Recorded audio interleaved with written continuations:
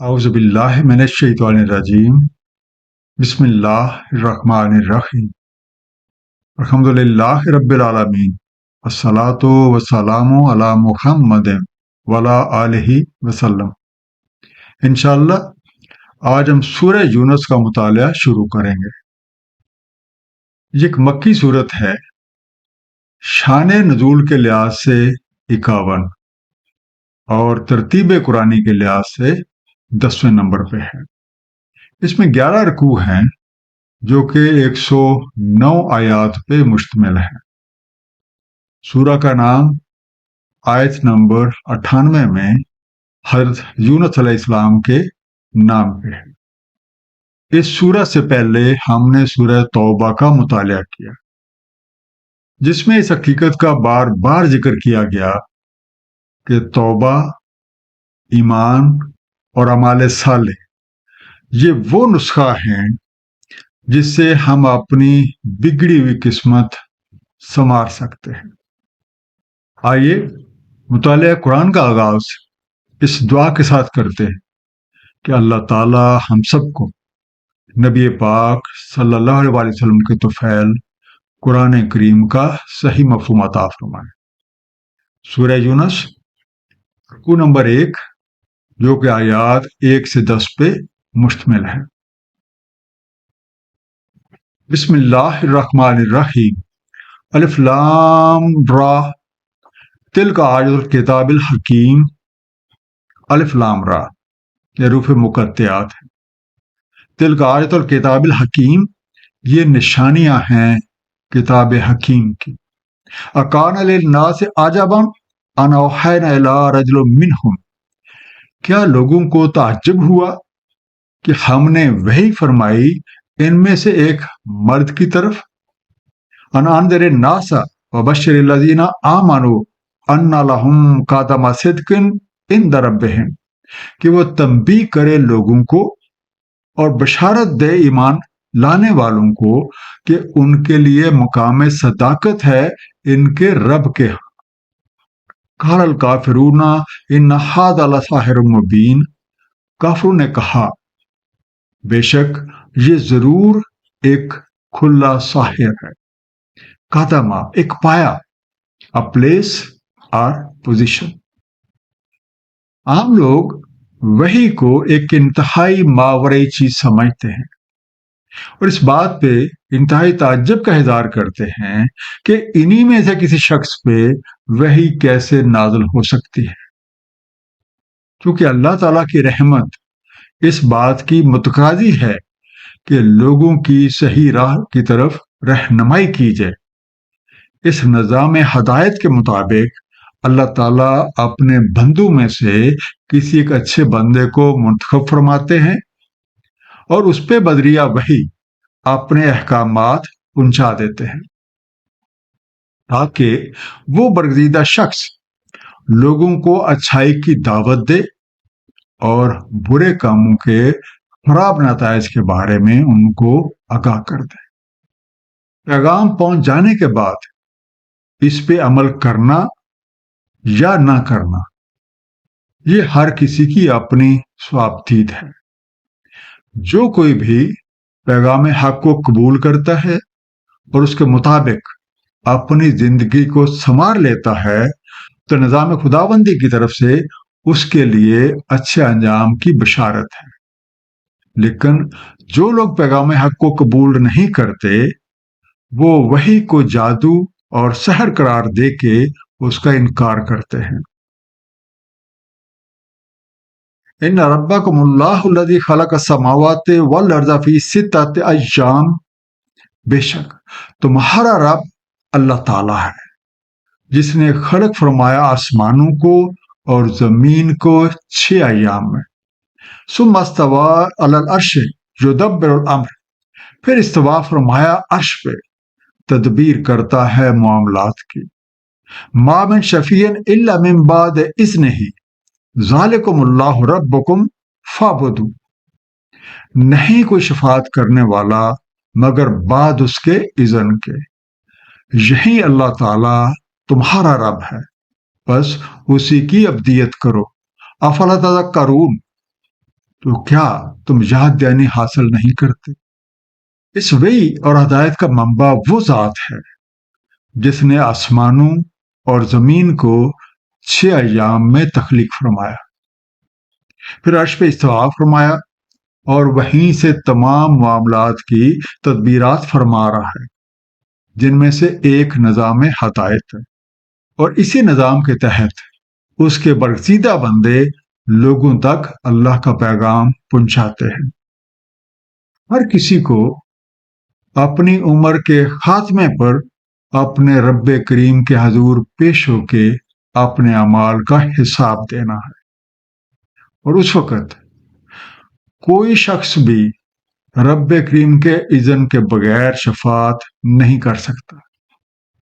اس لیے دانش مندی کا تقاضا یہ ہے کہ ہم سب اللہ تعالیٰ کو، جو ہمارے رب ہیں، اپنے مولا اور ملجا بنا لیں، صرف ان کی بندگی کریں، ان کی ذات اور صفات میں کسی کو بھی شریک نہ ٹھہرائیں، اور اپنی تمام حاجات انہی سے وابستہ رکھیں، خواہ یہ حاجات دنیاوی ہوں یا اخروی، اور ہر طرح کی مدد بھی انہی سے مانگیں۔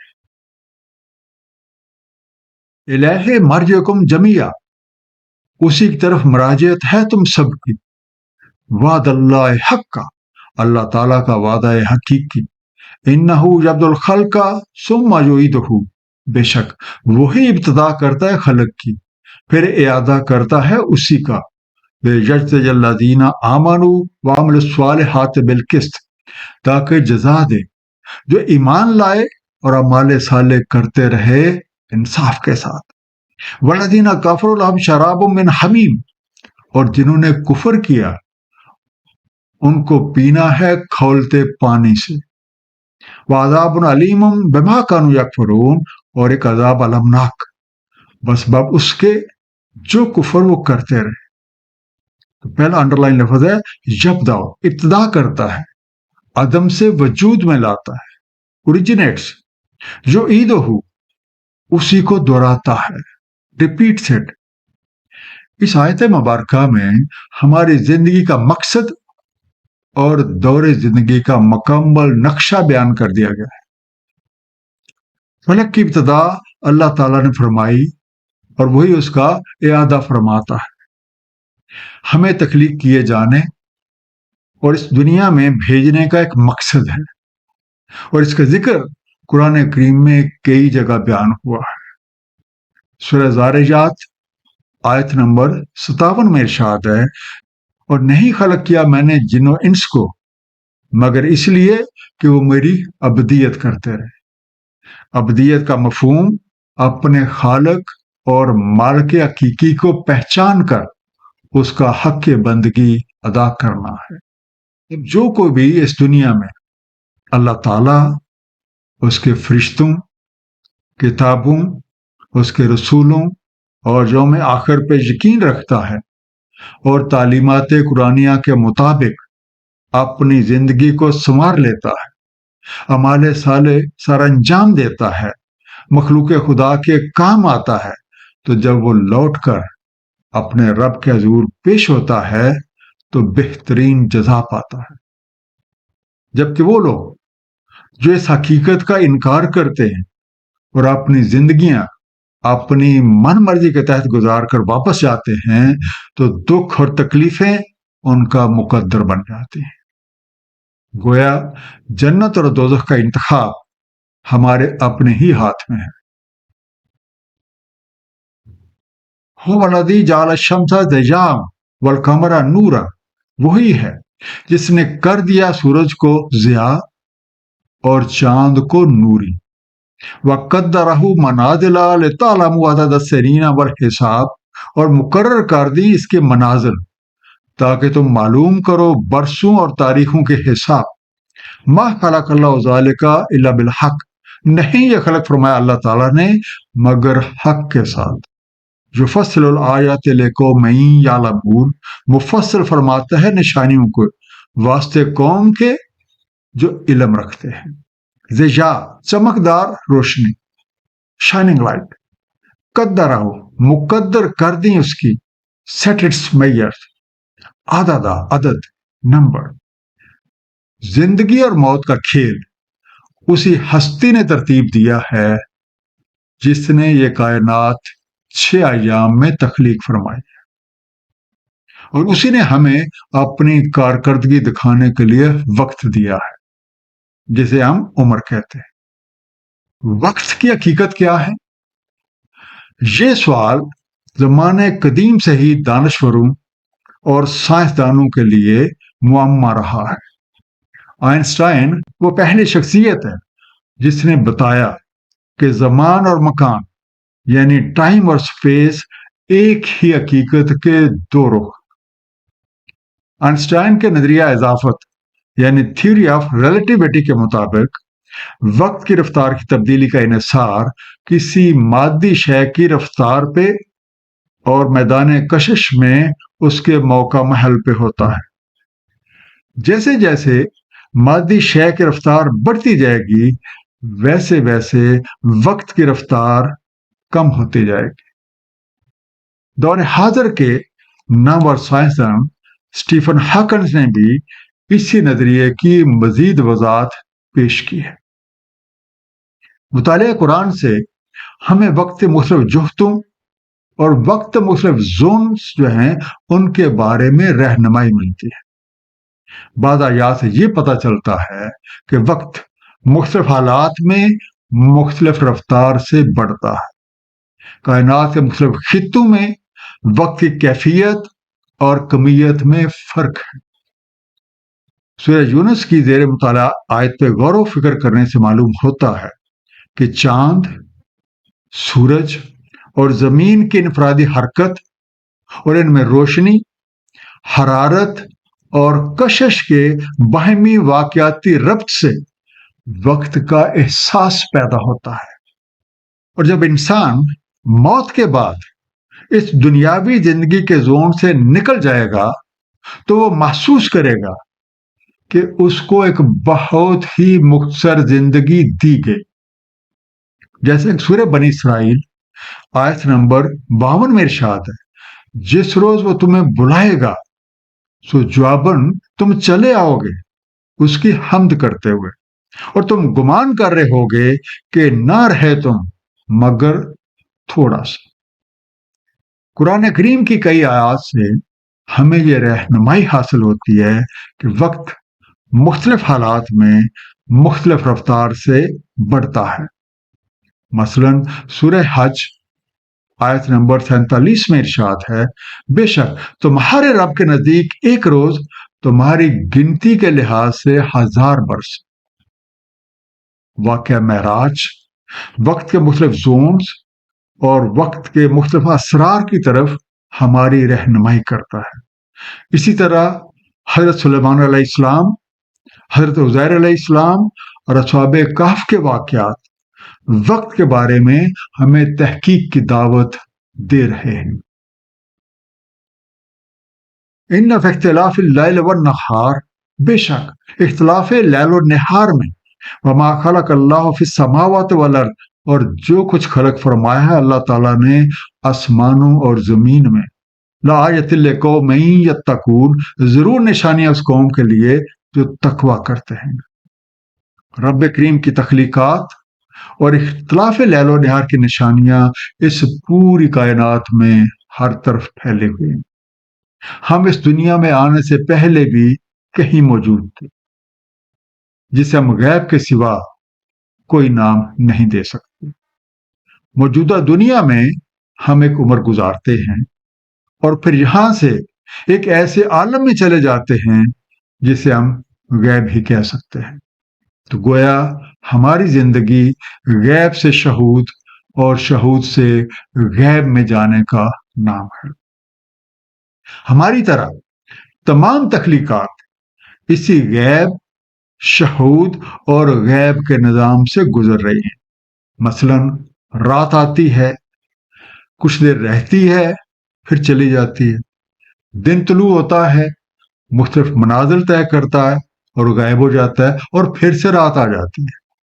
سورہ بقرہ آیت نمبر 164 میں ارشاد ہے، بے شک تخلیق آسمان و زمین اور اختلاف لیل و نہار میں اور کشتی جو چلتی ہے باہر میں، جس سے نفع ہوتا ہے لوگوں، اور جو نازل فرمایا اللہ تعالیٰ نے آسمان سے پانی، سو زندہ کر دیتا ہے اسے زمین کو بعد اس کی موت، اور پھیلا دیے اس میں ہر طرح کے جاندار، ہواؤں کی گردش اور بادل جو مسخر ہیں بیچ زمین و آسمان کے، البتہ نشانیاں ہیں عقل والی قوم کی۔ اس اختلاف یعنی عدل بدل میں وہ نشانیاں موجود ہیں جن پہ تفکر کرنے سے ہم زندگی کی حقیقت جان سکتے ہیں اور اپنے خالق اور اپنے مالک حقیقی کی منشا کے مطابق زندگی گزار کے کامیابی حاصل کر سکتے ہیں۔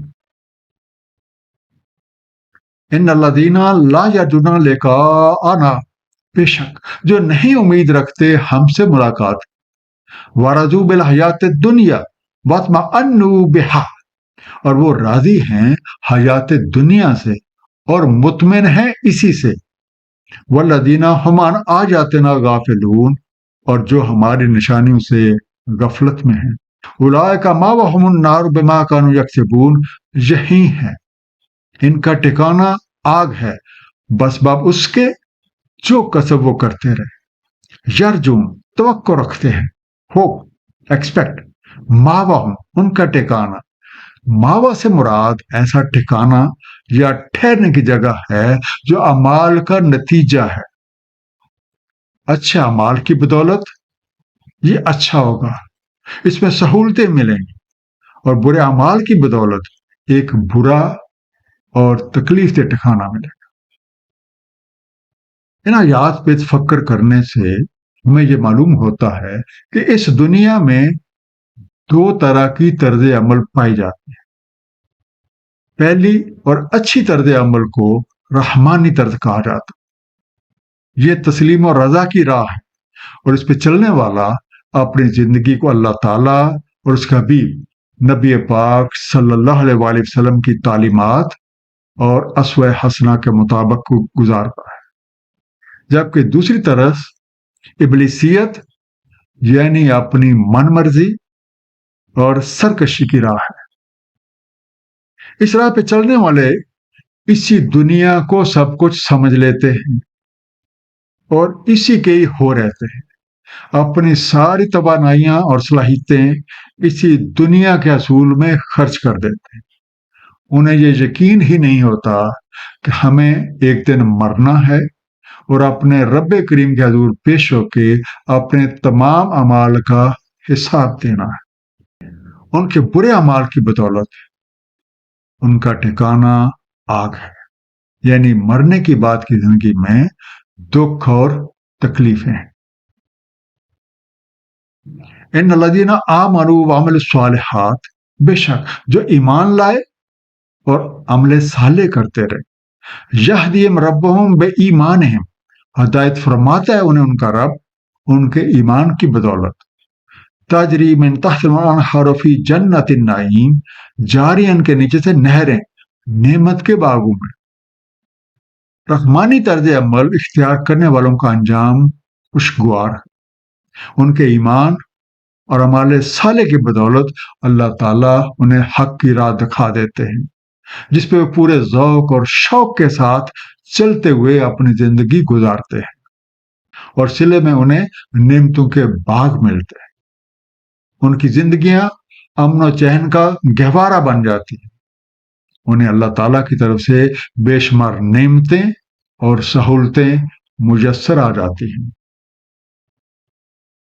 دعواہم فیہا سبحانک اللہم وتحیاتہم فیہا سلام، ان کی دعا اس میں سبحانک اللہم اور تحیت ان کی وہاں سلام ہے، وآخر دعواہم ان الحمد للہ رب العالمین، اور اس سے اگلی دعا ان کی حمد اللہ تعالیٰ رب العالمین کے لیے۔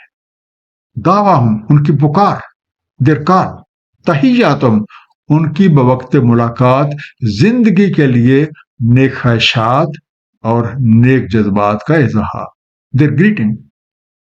ایمان لانے اور اعمال صالح سر انجام دینے والوں کی زندگیاں اس انداز سے گزرتی ہیں کہ ان کے لبوں پہ ہر وقت اللہ تعالیٰ کی حمد و ثنا ہوتی ہے اور ان کا ہر کام کیئر آف اللہ ہوتا ہے۔ وہ جب بھی دوسروں سے ملتے ہیں ان کے لیے نیک خواہشات کی دعا سے ملتے ہیں اور ان کی سلامتی کے خواہش مند ہوتے ہیں۔ ایک مختصر سا خلاصہ اس رکوع کا، اللہ تعالیٰ کی رحمت اس بات کی متقاضی ہے کہ لوگوں کی صحیح راہ کی طرف رہنمائی کی جائے۔ اسی نظام ہدایت کے مطابق اللہ تعالیٰ اپنے بندوں میں سے کسی کو منتخب فرما لیتے ہیں اور اس پہ بدریہ وحی اپنے احکامات پہنچا دیتے ہیں۔ پیغام حق پہنچ جانے کے بعد اس پہ عمل کرنا یا نہ کرنا ہر کسی کی اپنی ثوابدید ہے۔ گویا ہماری اس دنیا میں دو مختلف طرز عمل ہیں۔ پہلی اللہ تعالیٰ کی پسندیدہ رحمانی طرز کہلاتی ہے، جبکہ دوسری طرز اپنی من مرضی، سرکشی اور تکبر کی ابلیسی راہ ہے۔ رحمانی طرز عمل کے حامل لوگوں کی زندگی اس انداز سے گزرتی ہے کہ ان کے لبوں پہ ہر وقت اللہ تعالیٰ کی حمد و ثنا ہوتی ہے، ان کا ہر کام کیئر آف اللہ ہوتا ہے، وہ دوسروں کے لیے نیکی اور بڑائی کے طلبگار اور ان کی سلامتی کے خواہش مند ہوتے ہیں۔ اللہ تعالیٰ ہم سب کو قرآن کریم کو صحیح طور پہ سمجھنے اور اس پہ نبی پاک صلی اللہ علیہ وسلم کی سنت مبارکہ کے مطابق عمل کرنے کی توفیق عنایت فرمائے۔ صدق اللہ العلی العظیم، صلی اللہ تعالی علی حبیبہ محمد وآلہ وسلم۔